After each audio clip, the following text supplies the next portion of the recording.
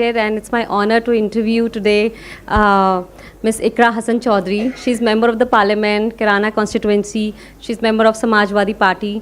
मैंने इनके काफ़ी स्पीचेस और डिबेट्स देखे हैं यूट्यूब पर and she is very brave, young, polite but fierce and politician, and young Indians who are looking for honesty in politics landscape, they follow her. So it's really my honor to interview you today. Thank you so much. अब मुझे हिंदी में रखना है, ठीक है शैम्स, हाँ, नहीं तो शैम्स बाद में मेरी खबर लेंगे। ओके तो जी, बहुत शुक्रिया। अस्सलाम वालेकुम, नमस्कार। मैं सबसे पहले मिल्लत टाइम्स का, शम्स भाई का और सभी जो ज़िम्मेदार लोग यहाँ पर मौजूद हैं सभी का शुक्रिया अदा करना चाहती हूँ और थैंक यू इतना एलैबोरेट मेरे इंट्रोडक्शन के लिए। It is very nice being here, thank you. No thanks to you. Iqra, मेरा पहला सवाल आपसे ये है, मैंने आपके जितने भी डिबेट्स देखे हैं, आप बहुत प्राइड से ये बोलते हैं कि हमें पॉलिटिक्स करनी चाहिए जो रिलीजन बेस्ड ना हो। मैंने आपका ये नैरेटिव बहुत सुना है, लेकिन हमारा आप पे बहुत प्रेशर डाला जाता है कि आपको रिलीजन में फंसाया जाता है, क्वेश्चंस ऐसे करे जाते हैं। तो आपकी क्या स्ट्रैटेजी रहती है जब आपकी जो मेन मुद्दे हैं political, like education, health, safety, security of people, employment, आप इन मुद्दों पे कैसे, आपकी स्ट्रैटेजी क्या रहती है कि मैं टिकी रहूँ इन मुद्दों पर और रिलीजन के उस मुद्दे में ना फंसूँ? Like so how do you deal with that narrative?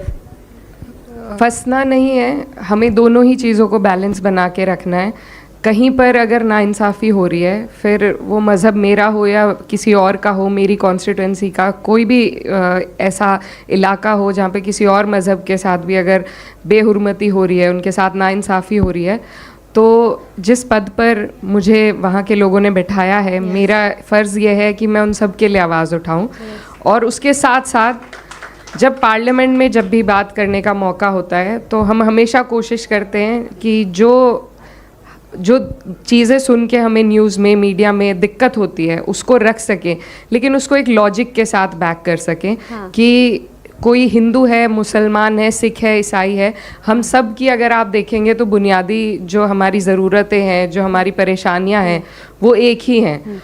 तो बिल्कुल कोई नाइंसाफ़ी हम नहीं बर्दाश्त करेंगे और उसके लिए, क्योंकि दम में दम है और ऊपर वाले से ही सिर्फ हम डरते हैं, तो हम उसके लिए आवाज़ उठाएंगे। लेकिन साथ ही हमारा फ़र्ज़ ये भी है कि हम उन मुद्दों को ना भूलें जो हमें एक दूसरे से जोड़ रहे हैं। क्योंकि आपके हमारे आजकल पोल्यूशन का मुद्दा है जो कि एक बड़ा इक्वलाइजर है। Absolutely. कोई भी यहाँ पे क्लास का डिवाइड भी खत्म हो गया है। बाहर निकलेंगे, आपको सांस लेना है, आप हिंदू हैं, मुस्लिम हैं, आप सब उसी में सांस लेंगे।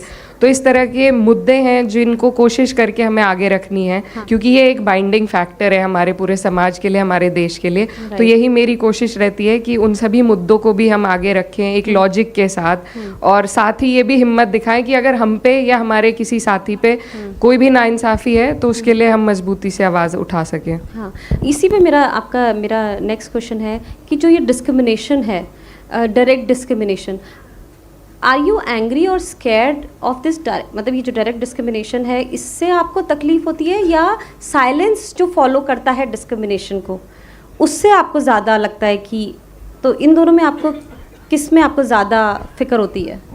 देखिए, बुनियादी चीज़ तो है जो डिस्क्रिमिनेशन है, पर कई बार हमारा देश ऐसे हालातों से गुजरा है जहाँ पर बहुत सारी ऐसी चीज़ें हुई हैं जो नहीं होनी चाहिए। और वक्त पे उस टाइम की जो गवर्नमेंट्स हैं उन्होंने सामने आकर उन चीज़ों को नकारा है, उनके खिलाफ बोला है, तो उससे कोई भरपाई नहीं होती। लेकिन जो और लोग हैं जो देख रहे हैं अपने घरों में बैठकर, उनको ये हिम्मत मिलती है कि हमारी सरकार इस नाइंसाफ़ी को देख रही है और हमारी सरकार भी उसको नकार रही है। लेकिन आज के दौर में जो हो रहा है, तो सबसे ज़्यादा दुख ये होता है कि जो फ्रिंज एलिमेंट्स हैं उनको मौका दिया जा रहा है, उनके ऊपर कोई कार्रवाई नहीं होती है, उनको कोई टीका टिप्पणी भी सरकार के किसी भी नुमाइंदे की तरफ से उनके ऊपर नहीं होती कि ये गलत हुआ है, ये नहीं होना चाहिए। खुलेआम ऐसे लोगों को एक तरीके से इम्प्लाइड पावर का सपोर्ट है कि इम्प्लाइड है कि आप लोग करिए, आपको कोई कुछ नहीं करेगा। तो उस बात से इस चीज़ों को और बढ़ोतरी मिल रही है, जो मुझे लगता है सबसे अगर दर्दनाक और सबसे घातक अगर कोई चीज़ है तो वो वही है कि इम्प्लाइड पावर है फ्रिंज एलिमेंट्स के पास कि हम कुछ भी कहेंगे, कुछ भी करेंगे और सरकार कोई कार्रवाई नहीं करेगी। तो सबसे बड़ी ये दिक्कत है। It's not the direct discrimination, it's the support of that discrimination which is happening. शैम्स जो है सच में मेरी खबर लेंगे क्योंकि हिंदी पे आने में बड़ा टाइम लग रहा है।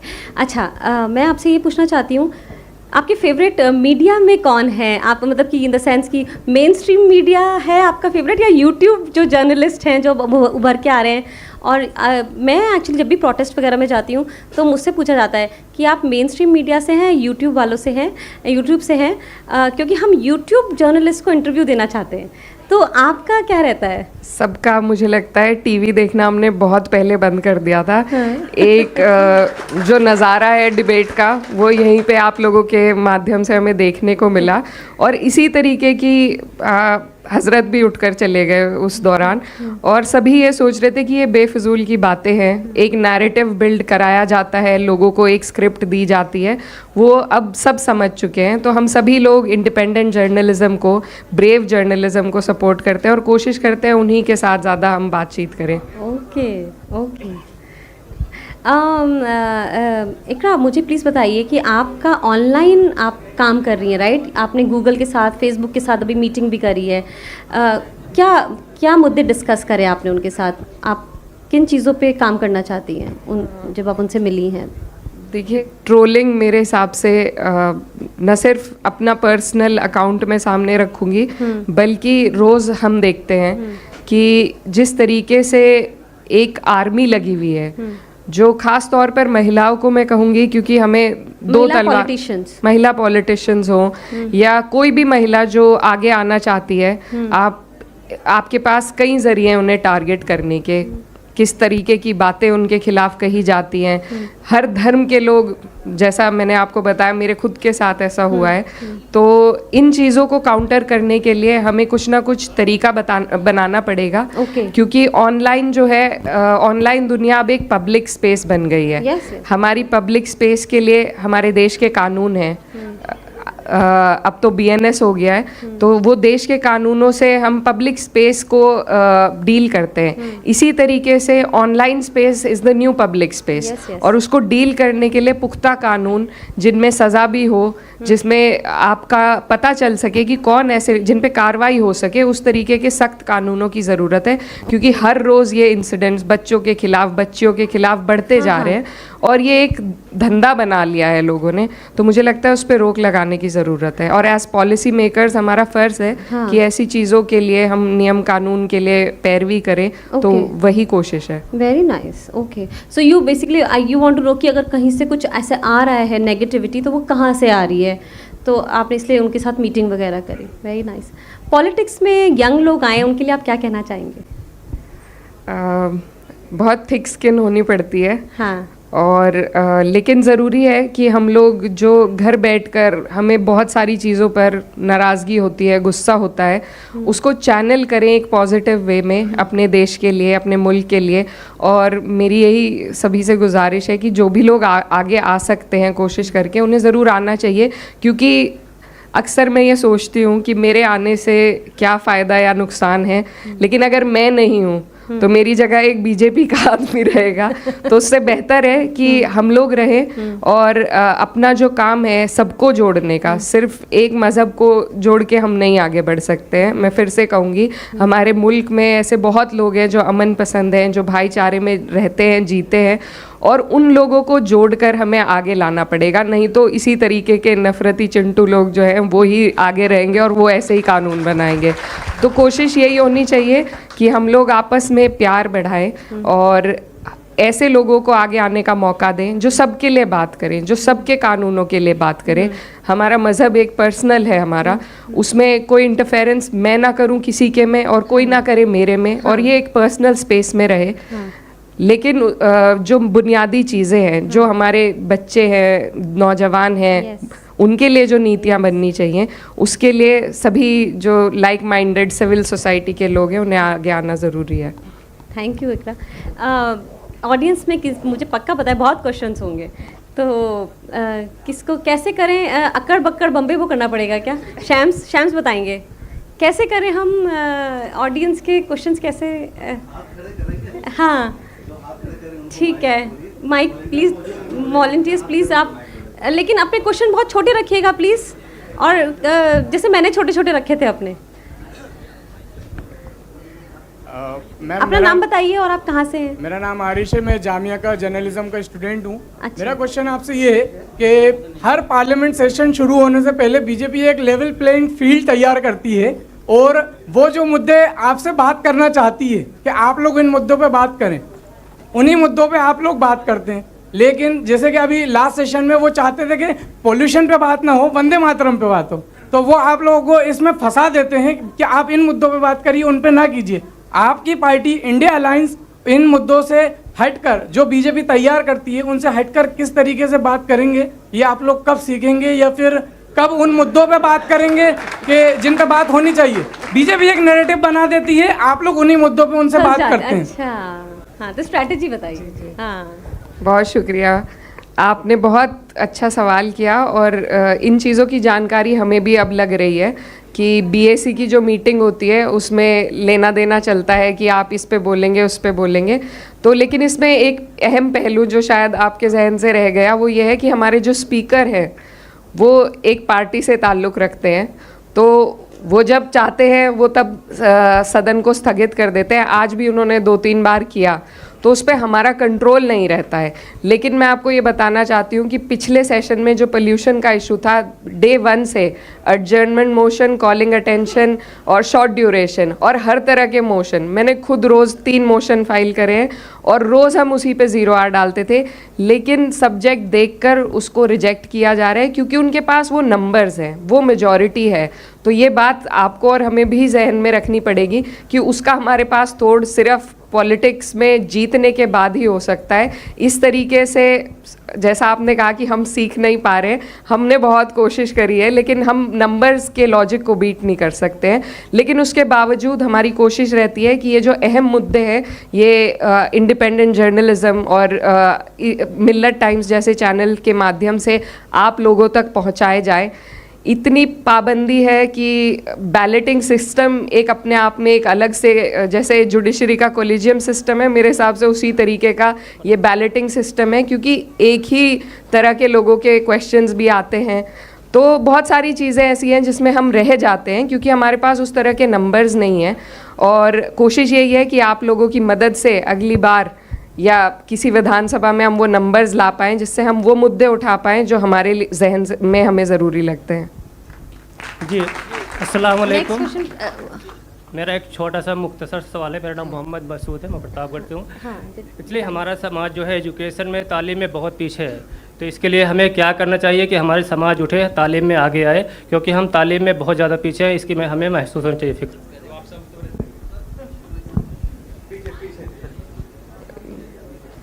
जी बिल्कुल, ये बात हकीकत है और बड़े अफसोस की बात है, और ख़ास तौर पर जो लड़कियां हैं, हमारे समाज की जो लड़कियां हैं, उनमें पढ़ाई का स्तर हायर एजुकेशन में बहुत ही बेहद कम है। मेरी खुद की कॉन्स्टिट्यूएंसी में भी इसमें कोशिश यही है कि सरकारें जो हैं आजकल अपनी ज़िम्मेदारी से भाग रही हैं। अभी का भी अगर आप बजट देखेंगे तो 3.5% मेरे हिसाब से एजुकेशन पे खर्च कर रही है सरकार, जबकि 6% होना चाहिए, और इसमें ज़्यादा से ज़्यादा भार हमारा स्टेट गवर्नमेंट्स पे डाल दिया गया है। तो सरकारें जो काम नहीं कर रही हैं वो काम हम सभी को मिलके करना पड़ेगा, और इसमें इदारे बने, ऐसे इदारे बने जिनमें बच्चों की तालीम हो। इसी तरह की कोशिश करनी चाहिए। मैं एक और बात कहना चाहती हूँ कि वक्फ की जो संपत्तियाँ थी, अगर उस टाइम पे हम लोग जिम्मेदारी के उसमें नहीं थे, लेकिन जो भी लोग थे अगर उनका सही तरीके से उपयोग होता तो मुझे लगता है ये स्तर हम कहीं आगे ले जा चुके होते। लेकिन वो गलतियां रहीं, अब हम सबको मिलके उन्हें सुधारना है और आगे बढ़ाने का काम करना होगा। अस्सलाम वालेकुम मैम। मैम सबसे पहले तो आपकी सभ्य, शालीन और विनम्र राजनीति के लिए आपको बहुत बधाई। मेरा सवाल ये है कि मैम, क्या आप नहीं, एक सेकंड। हाँ, मेरा सवाल ये है कि अखिलेश यादव जो आपके अच्छा, राष्ट्रीय ये अध्यक्ष पूछ रहे हैं हैं, पहले। वो पीडीए की राजनीति करते हैं, पिछड़े, दलित, अल्पसंख्यक के अगड़े। सवाल ये है कि मैम, अखिलेश यादव जितनी प्रमुखता के साथ दलितों की बात करते हैं, जितनी प्रमुखता के साथ ओबीसी समाज की बात करते हैं या गरीब अगड़े की बात करते हैं, उतनी प्रमुखता के साथ वो अल्पसंख्यकों की बात क्यों नहीं करते? यहाँ तक कि वो मुसलमान लफ्ज़ से भी कतराते हैं, मुसलमान लफ्ज़ नाम नहीं लेना चाहते, ऐसा क्यों?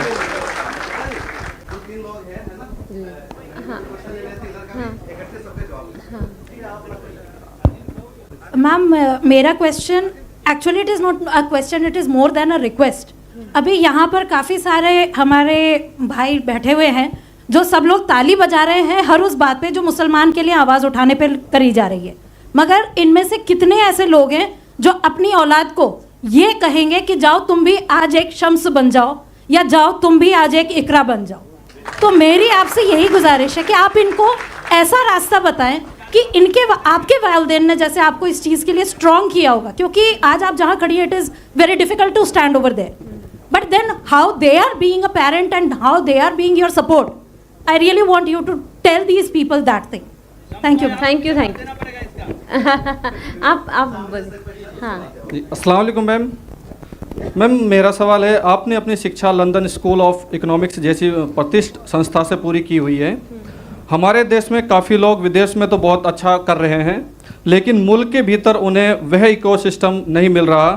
एक पॉलिसी मेकर के रूप में आप भारतीय शिक्षा संस्थानों और सरकारी नौकरियों में ऐसा क्या बदलाव देखना चाहती हैं जिससे हमारी कौम का इंटेलेक्चुअल कैपिटल देश के निर्माण में पूरी तरह इस्तेमाल हो सके? Very good, very good, very good, good. Yes, yes. आप कर लेते हैं। तो आपने जो बात कही पीडीए के बारे में, देखिए हमें रिज़ल्ट ओरिएंटेड पॉलिटिक्स के बारे में सोचना ज़रूरी है, और मैं कोई सफाई नहीं देना चाहती, पर मैं बस ये आपको समझाना या कहना चाहती हूँ अपनी तरफ से कि जब तक हम सिर्फ इस बात पे अड़े रहेंगे कि मेरा नाम ले दो, मेरा नाम ले दो। मेरे भी क्षेत्र के कई लोग हैं जो मुझे बोलते हैं हमारी बिरादरी का नाम लो आप पार्लियामेंट में जाके, तो वो एक संभव चीज़ नहीं है। आप जो बात कह रहे हैं, आपका जो दर्द है वो मैं समझ रही हूँ, लेकिन देखिए अगर हम उसी पिच पे खेलेंगे जिस पे बीजेपी हमें, जैसा इन भाई ने कहा कि बीजेपी जिस पिच पे, रिलीजन के पिच पे हमें खिलाना चाहती है, अगर हम उसी पिच पे खेलेंगे तो हमारा रिज़ल्ट वही रहेगा जहाँ हम आज खड़े हैं। अगर हमें एक रिज़ल्ट ओरिएंटेड पॉलिटिक्स चाहिए तो हमें एक ऐसा धागा बनाना पड़ेगा जिसमें हम सभी लोगों को पिरो सकें, और सभी ऐसे लोग जो अमन पसंद हों, जो सेक्युलर हों, जो प्रोग्रेसिव पॉलिटिक्स करते हों, उनको जोड़ने के लिए और बीजेपी के नैरेटिव से बचने के लिए इस तरीके से हम यूपी में पॉलिटिक्स को आगे लेकर चल रहे हैं। लेकिन आपका दर्द मैं अपने साथ लेकर और आगे भी बताऊंगी, और कोशिश करेंगे कि जो आपकी उम्मीदें हैं उन पर हम खरा उतर सकें। लेकिन हमारा जो लॉजिक है वो सिर्फ ये है, वो मैं आपको समझाना चाहती हूँ कि हमें ध्यान देना है कि हम रिज़ल्ट कैसे अटेन करेंगे। उसके लिए ज़रूरी है कि हम एक सूत्र में कई लोगों को, ऐसे लोगों को पिरोएं जो सेक्युलर और प्रोग्रेसिव पॉलिटिक्स को आगे लेकर चलेंगे। और जब सरकार बनेगी हमारी इंशाल्लाह, तो आप ये खुद देखेंगे कि जो प्रताड़ना आज उत्तर प्रदेश में वहाँ के अल्पसंख्यकों, मुसलमान हो, उसमें चाहे सिख हो चाहे ईसाई हो, और साथ ही जो हमारे दलित भाई और पिछड़े भाई हैं, जो प्रताड़ना आज उन्हें झेलनी पड़ रही है, मैं आपको यकीन दिलाती हूँ इंशाल्लाह कि वो टाइम ज़रूर बदलेगा अगर हमारी सरकार आई इंशाल्लाह। जी, thank you ma'am for your wonderful question. देखिए ये इंट्रोस्पेक्शन मुझे लगता है किसी भी कौम के लिए, किसी भी समाज के लिए इंट्रोस्पेक्ट करना बेहद ज़रूरी है, और आज हमें करने की ज़रूरत है कि हम क्या सोचते हैं और किस तरीके से हम एक्शंस खुद ले पा रहे हैं। बहुत आसान है ब्लेम गेम करना, किसी पे मैं इल्ज़ाम लगाऊं, कोई मुझ पे लगा दे, लेकिन हमें क्रचेस से अपने आप को दूर करना होगा, किसी भी तरह की मजबूरी से अपने आप को दूर करना होगा, और कोशिश करनी होगी कि जो भी हमारा माहौल है, आज एक मुस्लिम महिला होने के नाते से मेरे लिए बहुत फीज़ेबल माहौल नहीं है जो बीजेपी की सरकार है उसमें, लेकिन उसमें भी अपने जगह पर खड़े रहना, मजबूती से रहना, बिना डरे बिना खौफ के अपनी बात रखना, ये मेरी कोशिश है। और मैं यही आप सबसे गुजारिश करती हूँ कि हमें अपने हर तरीके के क्रचेस को भूलना पड़ेगा, हमें खुद अपनी हिम्मत खुद बनानी पड़ेगी और खुद आगे बढ़ना पड़ेगा। और तब मुझे उम्मीद है कि कई लोग हमारे ऐसे उभर कर आएंगे जो फिर समाज को आगे बढ़ाने का काम करेंगे। एजुकेशन के ऊपर क्वेश्चन है ना, What was it? Can you repeat it? Education बाहर जो जाके करते हैं तो सेम हमारा कैसे होगा, you know? जो अपने ग्रेजुएशन वहाँ से किए लंदन ऑफ स्कूल और इंडिया का जो माहौल एजुकेशन का दोनों में क्या फर्क है? बाहर जाके का अच्छा काम करते हैं, तो क्या रीजन है कि क्या एक ब्रेन ड्रेन आप कह रहे हैं? वो रीजन है उनमें क्या दोनों में डिफरेंस है? क्या अगर एजुकेशन में क्या डिफरेंस है? बनाया जाए तो आप क्या चेंजेस करना चाहोगे? Right, right. So we are talking about brain drain basically, which is happening. Brain drain also, and ये सेइंग कि वैसी यूनिवर्सिटीज इंडिया में हमारे क्यों नहीं है? जी बिल्कुल, ये पॉलिसी फेलियर है और लगातार मतलब 2 बजट तो मैंने खुद सुने हैं बैठकर और कोई इस तरीके की इम्प्रूवमेंट नहीं हुई है। हमारे शिक्षा के उसमें मंत्रालय को फंड भी उतने नहीं मिल रहे हैं और जो मिल भी रहे हैं उनका क्या इफ़ेक्टिव यूटिलाइजेशन है वो बेहद कम है। और साथ ही उत्तर प्रदेश में जो स्कूल हैं वो मर्ज करके बंद किए जा रहे हैं, तो बहुत एक ओवरहॉल की ज़रूरत है ऐसा मुझे लगता है। और मेरे हिसाब से क्योंकि हमारा देश सोशलिस्ट कहा जाता है और सोशलिस्ट है प्रियम्बल के हिसाब से, तो यहाँ पर जो प्राइवेटाइजेशन एक हो गया है हमारे स्कूल्स का, हमारे कॉलेजेस का, उसको रोकने के लिए, उस पर पॉलिसी बनाने के लिए सरकार को ज़रूरत है। मैंने खुद एक प्राइवेट मेंबर बिल डाला है कि जो भी आदमी, जो भी व्यक्ति सरकारी सैलरी ड्रॉ करता है उसको एक नियम बनाया जाए कि वो अपने बच्चे को सरकारी स्कूल में ही डाले। जब डीएम का बच्चा सरकारी स्कूल में पढ़ेगा तभी वहाँ का हालात बदल पाएंगे। तो ऐसा मेरा प्राइवेट मेंबर बिल है, बहुत कंट्रोवर्शियल है, लेकिन इसी तरह की बड़े इम्पैक्ट वाले हमें ओवरहॉल की ज़रूरत है एजुकेशन पॉलिसी में। सिर्फ तभी हम ये चेंजेस देख पाएंगे और उसके लिए बहुत लंबा शायद इंतज़ार करना पड़े, क्योंकि जो मौजूदा सरकार है ये सिर्फ आपको हमें लड़ाएंगी और किसी नीति पे, किसी पॉलिसी पे इनका कोई काम नहीं है। सिर्फ डायरेक्ट बेनिफिट ट्रांसफ़र्स और सब्सिडीज़ देकर सरकार अपने आप को सत्ता में रखना चाहती है। कोई लॉन्ग टर्म पॉलिसी प्लानिंग इनकी नहीं है, कोई लॉन्ग टर्म बजट में भी पॉलिसी प्लानिंग इनकी नहीं है। तो ऐसी सरकार के राज में आप और हम मजबूर हैं, तो दायित्व अब जिम्मेदार लोगों को उठाना पड़ेगा। और उनसे भी मैं ये कहना चाहती हूँ कि कई लोग हमारे स्कूल्स खोलते हैं, बहुत सारे स्कूल्स खुलते हैं, तो उनकी फ़ीस थोड़ी दरमियानी रखी जाए जिसमें गरीब बच्चे पढ़ें, तो ये सबके लिए बेहतर होगा। Please can I have a round of applause for Iqra Hasan Chaudhary? Thank you so much. We would like to give you a few awards. बिल्कुल तशरीफ़ लाइए मोहतरमा अलविया करीम साहिबा, ज़ोरदार तालियों से आप इस्तकबाल कर सकते हैं, उनका शुक्रिया अदा कर सकते हैं। और साथ ही मैं बुलाना चाहूँगी मोहतरम जनाब दाऊद खान साहब को। दाऊद खान साहब फाउंडर और चेयरमैन हैं अलायंस 7 से। बराए करम स्टेज पे तशरीफ़ लाएँ मोहतरम जनाब दाऊद खान साहब। बहुत शुक्रिया मैम अलविया करीम साहिबा। और मोहतरम जनाब दाऊद खान साहब फाउंडर और चेयरमैन हैं आप, अलायंस 7 से हैं। ज़ोरदार तालियां, बहुत शुक्रिया। और साथ ही मैं यहाँ बुलाना चाहूँगी अब जावेद हुसैन खान साहब को। बराए करम आप भी स्टेज पे तशरीफ़ लाएं। मैम को जाना है, बहुत जल्दी हमें काम करना है, हम जानते हैं ये सब। जावेद हुसैन खान साहब, आप डायरेक्टर हैं ह्यूमन रिसोर्स मैनेजमेंट AFCO से, बहुत बहुत मुबारकबाद। और साथ ही मैं यहाँ स्टेज पर अब बुलाना चाहूँगी जनाब आसिफ शाहिद साहब को। आसिफ शाहिद साहब, तो देख रहे हैं आप, ये भी एक बहुत ही यादगार लम्हा है। बहुत बहुत और आसिफ शाहिद साहब, ये जो आप शराजा और ये जो पूरी गैलेक्सी आप इस वक्त यहाँ देख रहे हैं, ये इन्हीं की मरहून मिन्नत है। इन्होंने बहुत मेहनत की है, पूरा इवेंट इन्होंने ही ऑर्गेनाइज़ किया है जनाब आसिफ शाहिद साहब ने। बहुत शुक्रिया इस खूबसूरत महफिल को सजाने के लिए जनाब आसिफ शाहिद।